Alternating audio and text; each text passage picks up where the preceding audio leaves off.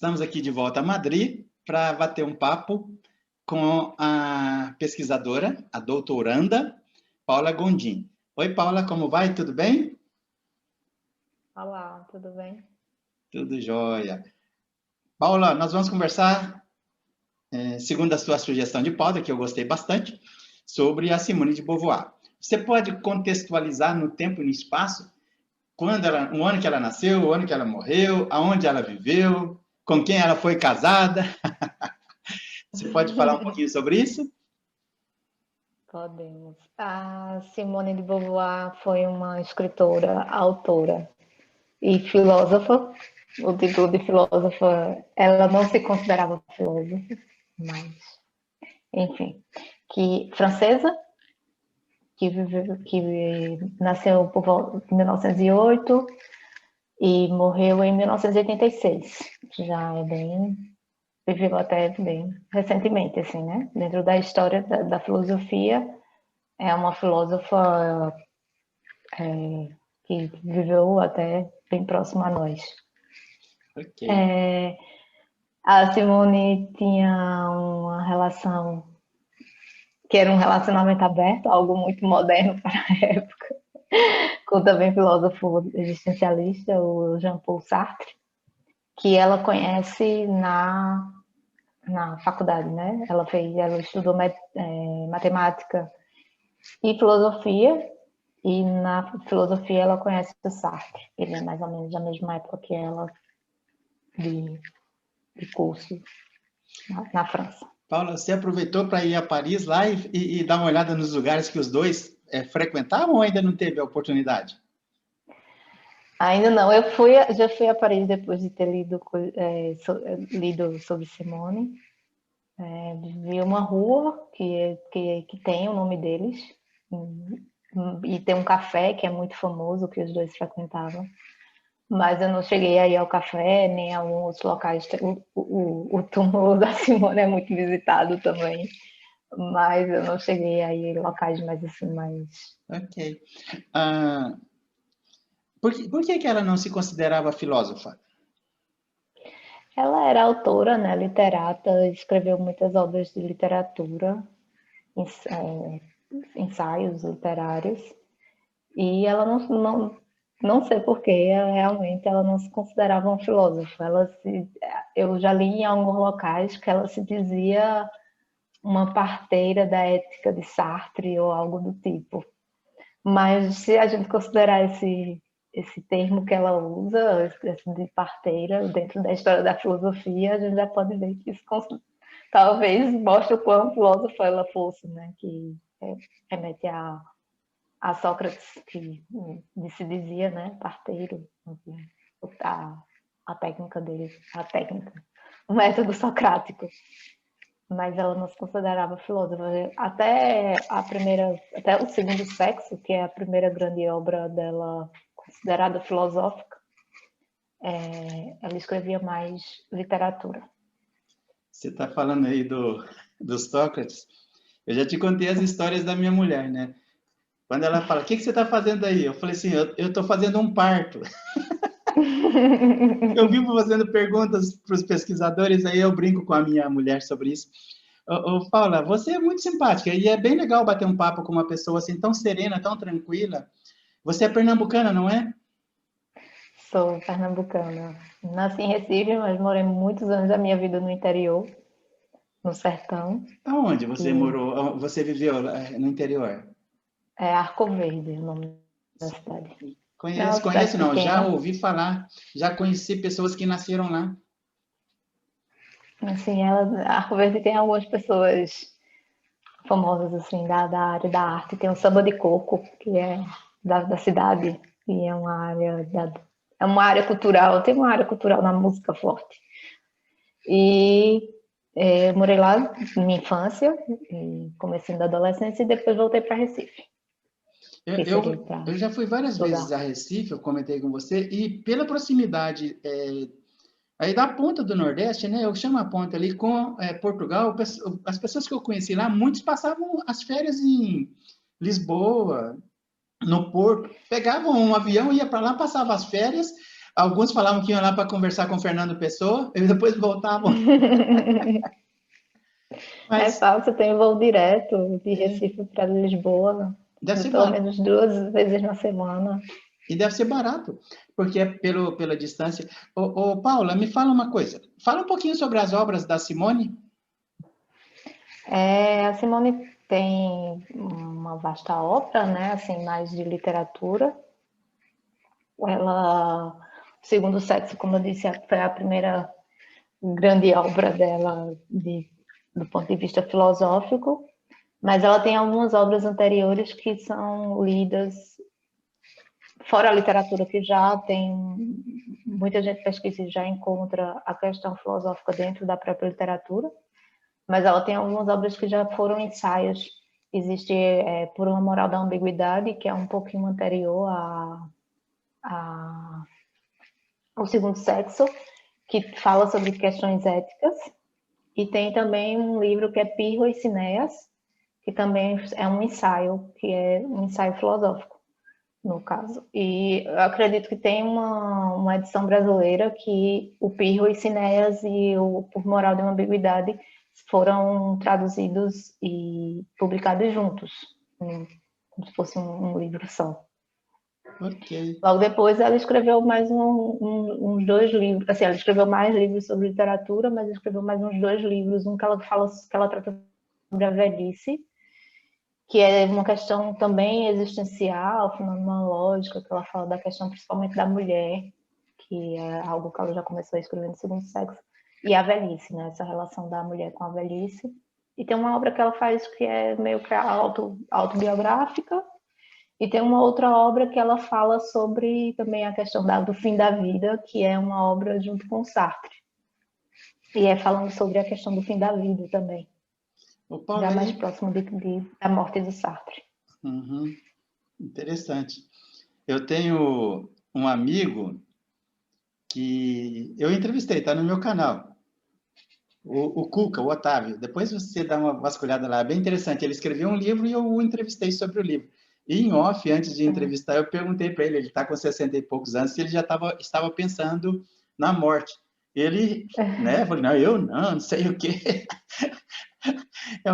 Eu fiquei brincando com ele, porque todos somos finitos. Eu vou sugerir que ele leia o livro da Simone. Ela tem esse livro que ela fala sobre a velhice e tem o livro que ela escreveu ainda junto com o Sartre, que também fala sobre a questão do fim da vida, da finitude da vida, essas coisas. Deve ser bem interessante para um existencialista falar sobre o fim da vida. Sim. Deve ser interessante.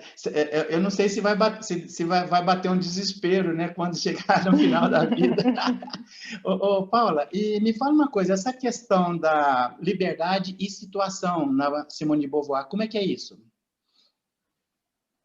Então, é porque quando normalmente a liberdade, de um ponto de vista existencial, a gente sabe que existe a máxima sartreana de que o homem está condenado a ser livre e que todos somos livres e a liberdade é algo de que a gente não pode fugir e todas as nossas decisões e ações são livres. Aí quando a Simone vai estudar a questão da mulher, ela vê que essa liberdade e o que ela quer se dá num meio social, num meio cultural. Então é o que ela chama de situação. Existe um meio, a subjetividade e a consciência, ela não se dá somente com o sujeito, ela se dá em meio aos outros. E é esse meio, essa situação, que pode favorecer, mas também pode atrapalhar a liberdade. E essa situação pode ser um meio social, cultural, político, econômico, como também pode ser outras pessoas. Podem ser outras pessoas que não deixam de ser um meio mais social e cultural, mas é diretamente outra pessoa. E aí é o que ela traz mais com relação à questão da mulher, né? Porque não seria somente uma questão de má fé, a questão da mulher não ser livre, não seria somente, ainda que ela diga na obra que as mulheres têm que e precisam estar à frente da sua liberdade, da busca pela sua liberdade, ela considera, sim, que existe essa situação, que existe um meio que oprime, no caso, e que pode dificultar, ou no caso da mulher, facilitar a liberdade. Não é somente uma questão de má fé, no ponto de vista existencialista, né? A má fé existencialista. Paula, deixa eu colocar aqui no Gallery View, pronto, tá, estou aqui do seu lado. Como é que é essa questão dela colocar a mulher como o outro na literatura dela? Fala um pouquinho sobre isso. A questão do outro é um ponto central, né, do Segundo Sexo. O Segundo Sexo é uma obra que surge por uma inquietação da própria Simone. A Simone de Beauvoir, ela teve uma realidade um pouco diferente. O movimento feminista, naquela época, era um movimento que estava forte, principalmente a questão do sufrágio feminino. Já tinha passado por algumas outras questões, né? O movimento feminista é anterior. A obra foi lançada em 1949, pós-guerra. E, enfim, a gente sabe desde a história do feminismo que o feminismo surge anteriormente. Mas a Simone não se considerava até então uma mulher feminista, e ela, por essa inquietação de tentar entender o porquê do feminismo e o porquê das mulheres reivindicarem aquilo, ela que tinha sido uma mulher que teve acesso a estudos, talvez até por uma condição social, o pai, ela veio de uma família burguesa em decadência, assim, e sabe-se que o pai dela dizia que ela e a irmã não poderiam casar porque ele não tinha dote, então a única saída para as filhas dele era a educação. E aí elas puderam estudar e estudar até o ensino superior, fazer faculdade, ela fez mais de uma universidade, né, de um curso superior, a Simone. E ela meio que não entendia isso de por que as mulheres reivindicavam certas coisas a que ela tinha acesso. E aí ela busca, e aí ela vai fazer a pesquisa dela, O Segundo Sexo. O Segundo Sexo é uma obra muito ampla, muito vasta. Ela faz uma pesquisa enorme, até do ponto de vista de biologia, de psicanálise, que é a primeira parte, que é o primeiro volume. Ela estuda muito a questão da biologia de outros animais, de fêmea e macho, e fazendo uma relação com os seres humanos. Claro que muita coisa já não é mais dentro da questão biológica, já não é mais considerada, muita coisa já caiu por terra, mas por essa investigação dela de uma maneira tão profunda, buscando demonstrar que a diferença entre homens e mulheres não era uma diferença, não se dava pela diferença biológica que existia entre os sexos, ela faz essa grande investigação. E daí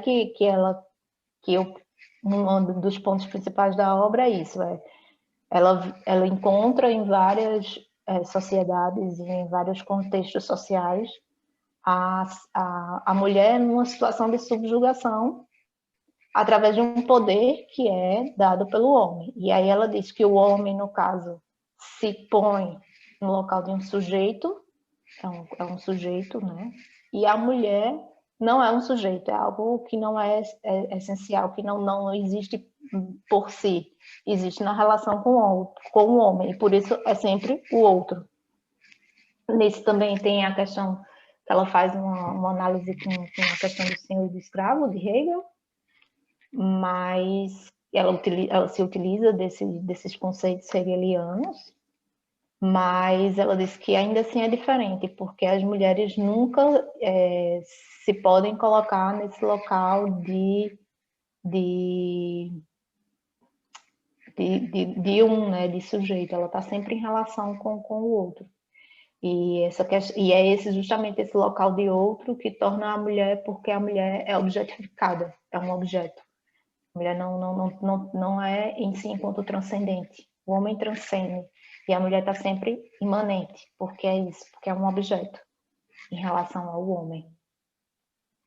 E aí isso tudo vai ser derivado, como ela traz na obra dela, tudo derivado a partir de uma condição cultural, social, econômica e política, de uma sociedade que, no caso, é patriarcal. Exerce um poder, os homens exercem um poder sobre as mulheres e subjugam através desse poder, através da violência, esse local. A mulher não é que as mulheres se colocaram nesse local, não. As mulheres foram colocadas nessa posição pelos homens através do poder e muitas vezes através de violência, né?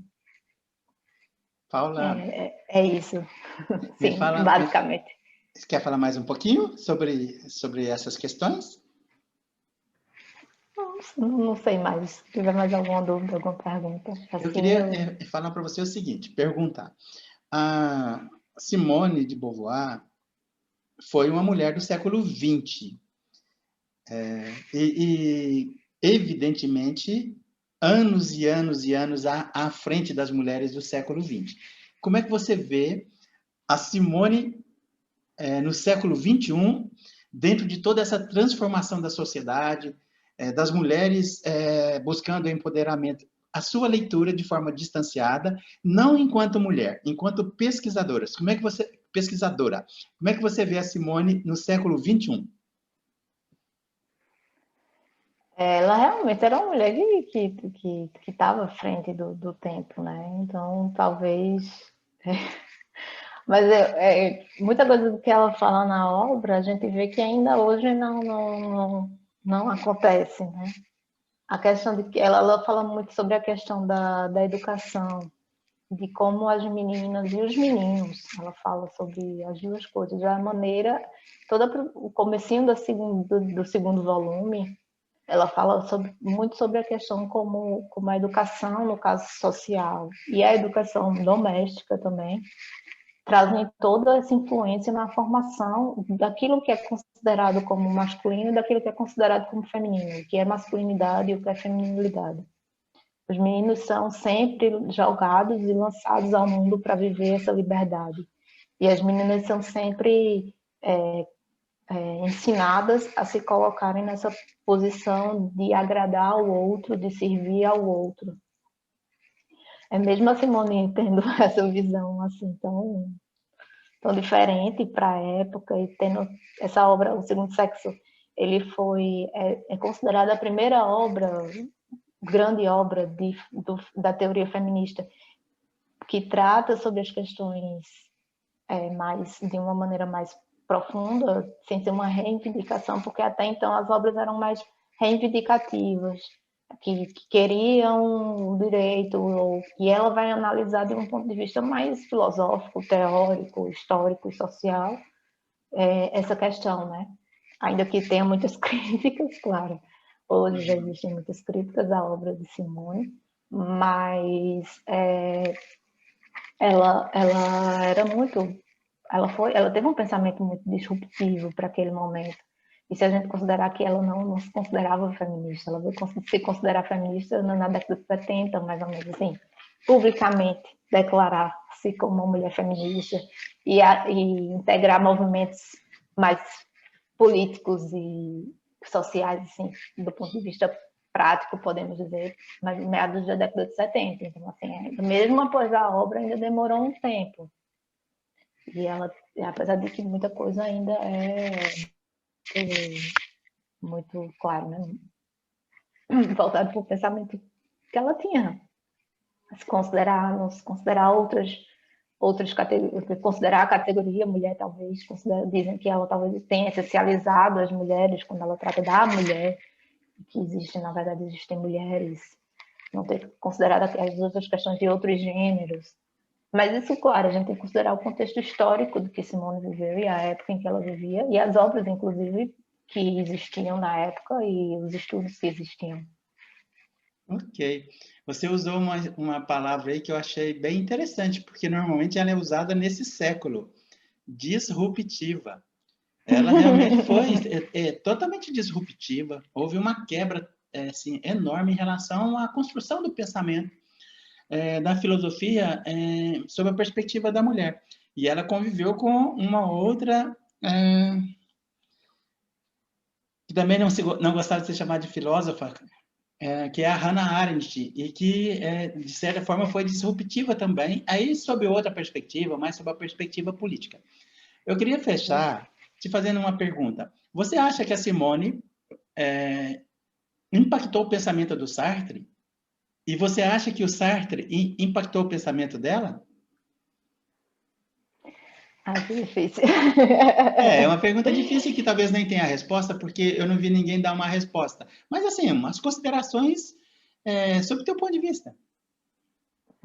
Eu acho que sim, que a gente precisa considerar que existem coisas que são diferentes na obra deles, dos dois, né? Existem pensamentos que são diferentes, não simplesmente, como eu falei aqui, a questão da liberdade, a questão da má-fé, a questão não simplesmente considerar de um ponto de vista existencialista, como se o existencialismo fosse o pensamento sartreano, que nem é, nem só porque existe Beauvoir, porque existem outros filósofos existencialistas. Mas eu acredito que sim, eu acredito que ela deve ter influenciado muito a obra dele e vice-versa, eles eram muito próximos. Ela tem uma influência também muito grande do Merleau-Ponty, isso já existem estudos que falam também, eles também eram contemporâneos. Então, eu acho que sim. E ela essas declarações que eu já vi em alguns locais, ela se dizer parteira das ideias de Sartre, pode se mostrar muito aí do tanto que ela influenciou, né, os pensamentos dele. A última pergunta para a gente encerrar. Paula, Paula Gondim, está condenada à liberdade? Acho que somos livres, mas livres em situação. Ok, Não, legal. não acho que não dá para desconsiderar o meio em que vivemos, que sim, exerce muita influência em como somos, em como pensamos, e tudo isso vai afetar a nossa liberdade. Legal, Paula. Mas espero que possamos cada vez ser mais livres. Uhum. Cada vez mais disruptivos? Sim, ou não, não sei. Não sei se para a liberdade necessariamente temos que ser disruptivos. Eventualmente, Mas nos depende. questionarmos sempre, eu acho que é importante. Acho que já é um bom passo. Você se considera uma parteira? Pelo menos de mim mesma, eu me questiono bastante, a mim mesma, o que é que isso está, o que é que as coisas estão e por que estão, o que é que me leva aquilo ali, se isso realmente faz algum sentido. A mim mesma, sim. E gosto também de questionar algumas pessoas, eu acho que faz parte da filosofia. Depois que a gente entra na filosofia e vê como é importante a pergunta muito mais do que a resposta, eu acho que a gente vira um pouquinho parteiro, tenta virar, ao menos tenta virar um pouquinho parteiro de ideias através do questionamento. Ok, Paula. Nós conversamos hoje com a Paula Gondim, essa pernambucana filósofa desde sempre, que viveu um tempo lá em Portugal e vive atualmente em Madrid novamente, e que nos deu o prazer de bater esse papo, de conversar sobre a Simone, resvalando um pouco no Sartre. E eu quero te agradecer bastante, viu, Paula? Muito obrigado, um abração. Futuramente a gente Eu que volta a bater mais agradeço. papos aí, tá bom? Sim, sim, com certeza. Um Estamos abraço, sempre até. aqui. Obrigada. Tchau, tchau. Tchau.